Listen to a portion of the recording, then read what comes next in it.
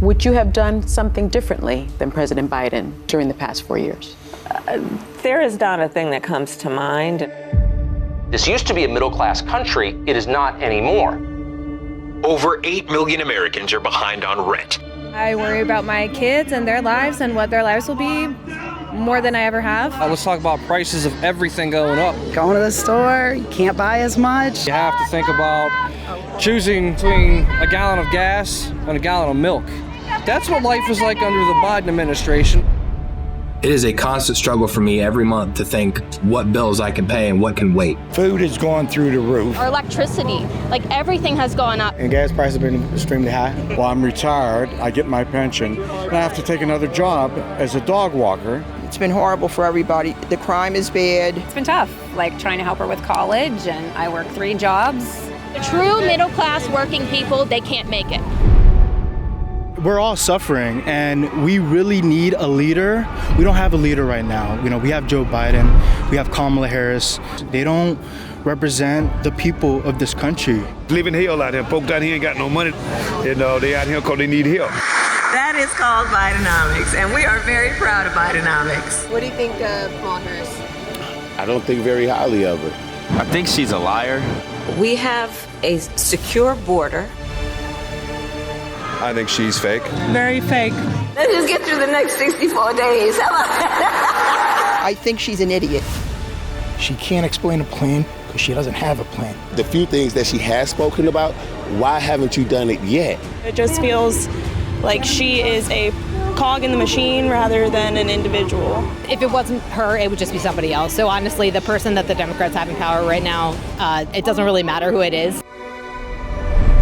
Certainly in 2015, 2016, I very much suffered from Trump derangement syndrome. He was painted as the next Hitler, and I myself painted him in that way, for sure. I was very influenced from the media for a long time. I was just really swept up in the whole emotional politics, I would say. President Trump's, the foundation of his existence is taking on corruption.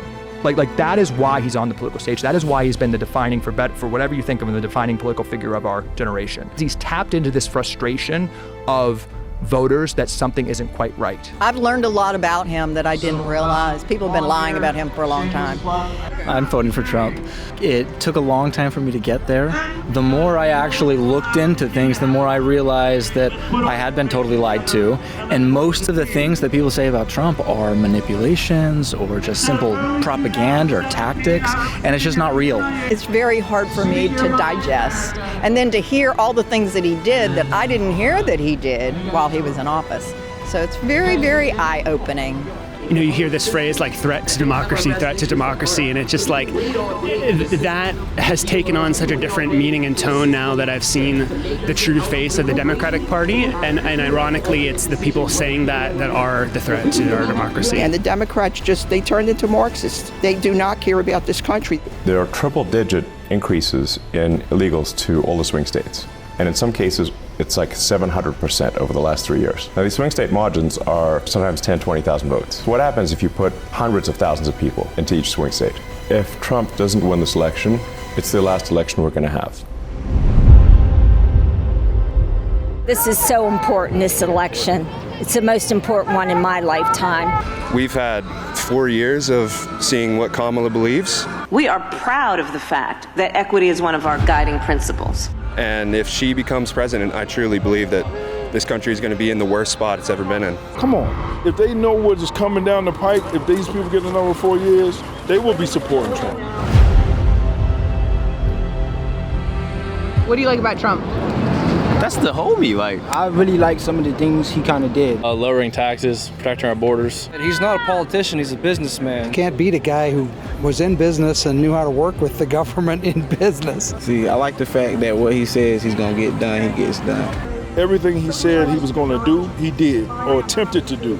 They might have blocked it, but he attempted to do it. He's running for us. I believe that. It's not running so much for him. We need somebody who's going to fight for us. I think that Trump is really there for the people.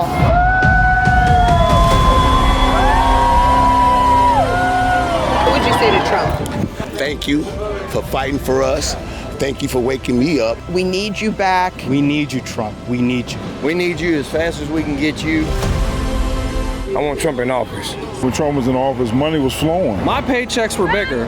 The Trump effect was great. Just so much easier to live and be alive under the Trump administration. Once I saw the difference when he left, it woke me up. The country's been like crap ever since. We need our country back.